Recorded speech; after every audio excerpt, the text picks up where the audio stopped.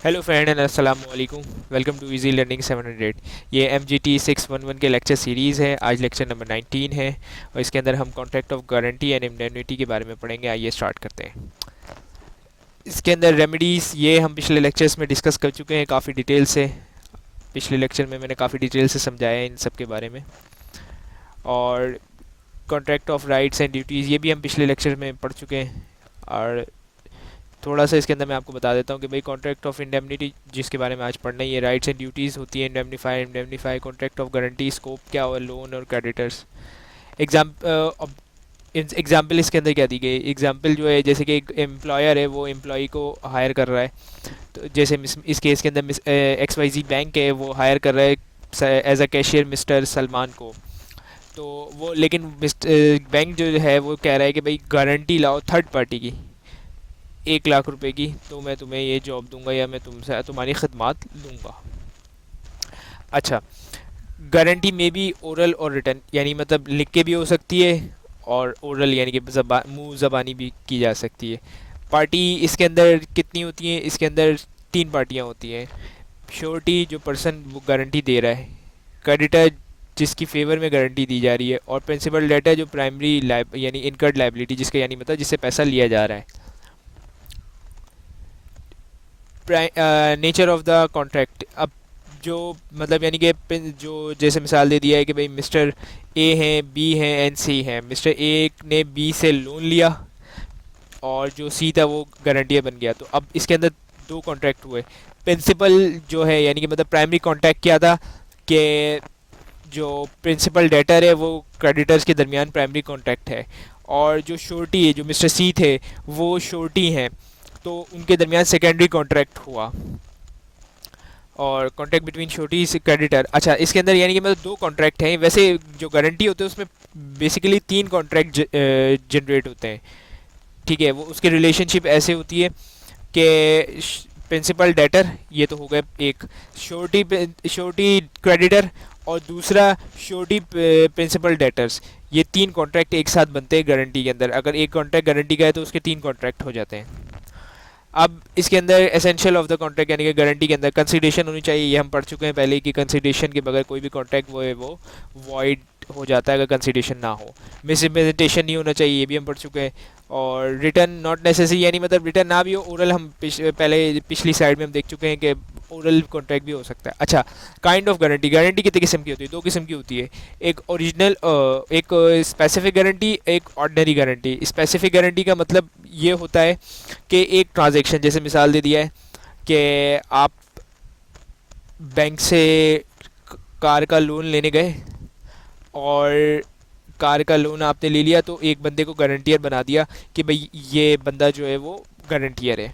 Bank ने आपको car दे दी, अब आपने सारी किस्तें उतार दी, अब ये कॉन्ट्रैक्ट ख़त्म हो गया। ये स्पेसिफिक ट्रांजैक्शन था, एक ट्रांजैक्शन के लिए था। इसके अंदर वही लोन वाली मिसाल दी गई है, मैंने आपको गाड़ी वाली मिसाल दे दी।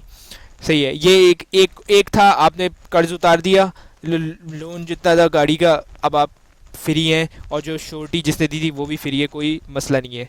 लेकिन अब अगर सीरीज़ ऑफ ट्रांजैक्शंस हो, मिसाल दे दिया है कि एक के बाद एक सीरीज़, एक के बाद एक सीरीज़, एक के बाद एक सीरीज़, ऐसे मतलब इसके अंदर ये एग्जांपल दी गई है कि भाई के making supplies to particular person business doing a specific in से 1 ईयर्स। मतलब क्या, अब जैसे मिसाल दे दिया है कि जो एक स्टोर की मिसाल ले लेते हैं कि भाई एक स्टोर पे आप स्टोर चलाते हैं, और आपने एक बंदा आपके पास आया और उसने कहा कि भाई मुझे आप उधार पे सामान दे दो, जैसे आटा चीनी दाल, और मंथ के एंड में मैं पेमेंट कर दूंगा। अब इसके अंदर ट्रांजैक्शंस की बहुत सारी होंगी, जाहिर सी बात है, कभी वो आ जाएगा चीनी लेने, कभी वो आ जाएगा आटा लेने, कभी आ जाएगा तेल लेने।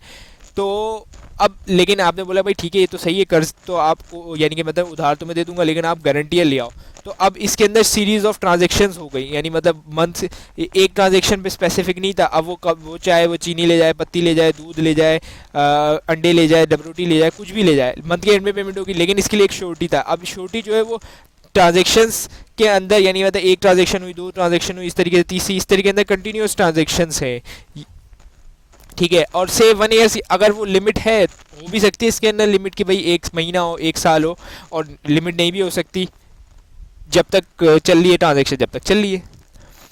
अब बेसिक डिफरेंस समझते हैं, मतलब यानी कि अब डिस्टिंक्शन बिटवीन इंडेमनिटी, यानी मतलब अगर इंडेमनिटी का कॉन्ट्रैक्ट है और गारंटी का कॉन्ट्रैक्ट तो पता कैसे चलेगा, और इनके अंदर बेसिक फ़र्क क्या होता है। तो नंबर ऑफ़ पार्टीज़ इंडेमनिटी के अंदर कितनी होती है, 2 होती हैं, और गारंटी के अंदर कितनी होती है, 3। कौन सी, इंडेमनीफायर इंडेमनिटी होल्डर होती हैं, इसमें क्रेडिटर्स और प्रिंसिपल डेटर्स और श्योरिटी होती है, इसमें 3 पार्टियाँ होती हैं। अब नंबर ऑफ़ कॉन्ट्रैक्ट इसमें 1 होता है, मैंने पहले भी बताया कि जो गारंटी होता है उसमें नंबर ऑफ़ कॉन्ट्रैक्ट 3 होते हैं, कि principal debtor creditor, principal debtor surety और क्रेडिटर। अब primary liability of indemnifier is a primary और independent from third party if any, यानी कि प्राइमरी लाइबल होता है जो इंडेमनीफायर है, और इसके अंदर सेकेंडरी लाइबिलिटी होती है। अगर परफॉर्म फेल हो गया तो फिर उसकी ऑब्लिगेशन आ जाती है।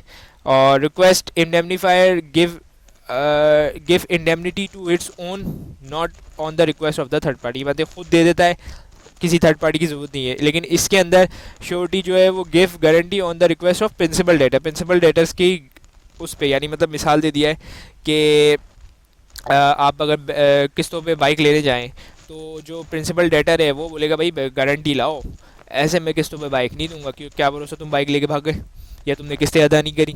तो उसके लिए प्रिंसिपल डेटर ही बोलता है कि भाई मुझे गारंटी चाहिए किसी थर्ड पार्टी की कि भाई ये बंदा पैसे देगा, और नहीं देगा तो मैं इससे ले लूँगा। पर्पस क्या है, रीइंबर्समेंट ऑफ लोन, यानी जो लॉस हुआ है उसको रीइंबर्स करना। और इसके अंदर क्या है, purpose secure performance of the promise debt. ज़रूरी नहीं है कि मतलब गारंटी का प्रॉमिस हमेशा ही तोड़ दिया जाए, बस एक सिक्योरिटी के लिए है कि भाई हाँ यार बंदा जो प्रिंसिपल डेटर है जो कर्जे पे आपको यानी कि लोन यानी कि किस्तों पे जो बाइक दे रहा है उसके लिए सिक्योरिटी एक पेमेंट हो जाएगी, ताकि अगर कोई पैसा उसका डूबने का चांस बहुत कम हो जाएगा।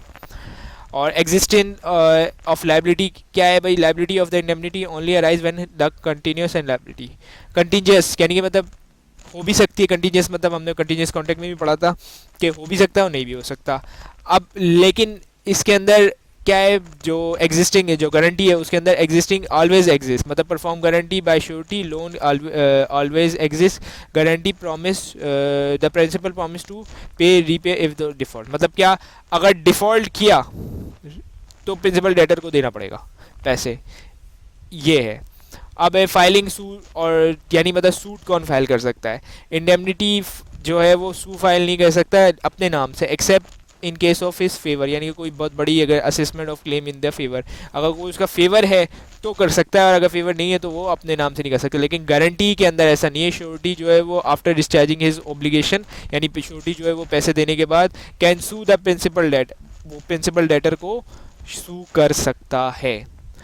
अब contract of bailment and pledge, bailment किसे कहते हैं, बेलमेंट का मतलब क्या है कि भाई एक बंदे ने डिलीवर किया दूसरे बंदे को कोई भी चीज़ ले लें, जैसे मोबाइल ले लें, कपड़े ले लें, ठीक है, एक पर्पस के लिए, अपॉन अ कॉन्ट्रैक्ट, यानी कॉन्ट्रैक्ट के अंदर व्हेन पर्पस जो है पर्पस वो अचीव हो जाए, रिटर्न कर दें और डिस्पोज कर दे according to the direction which deliver, मतलब क्या कि बेलर मतलब यानी कि एक बंदा, एक जैसे मिसाल दे दिया है कि आईफोन है, एक बंदे ने लिया कि भाई मुझे दे दो, दूसरे यानी मतलब जिसके पास आईफोन था उसने चले दोस्त लगा कर लेते हैं हम कि भाई दोस्त था, और दूसरे दोस्त ने बोला कि यार मुझे आईफोन दे दो, मुझे ज़रूरत है, तो उसने बंदे ने आईफोन दे दिया। तो उसका पर्पस था कि उसे बाहर जाना था और कुछ काम था, उसको तस्वीरें वगैरह खींचनी थी, तो उसने ले लिया, अब उसने उसको दे भी दिया।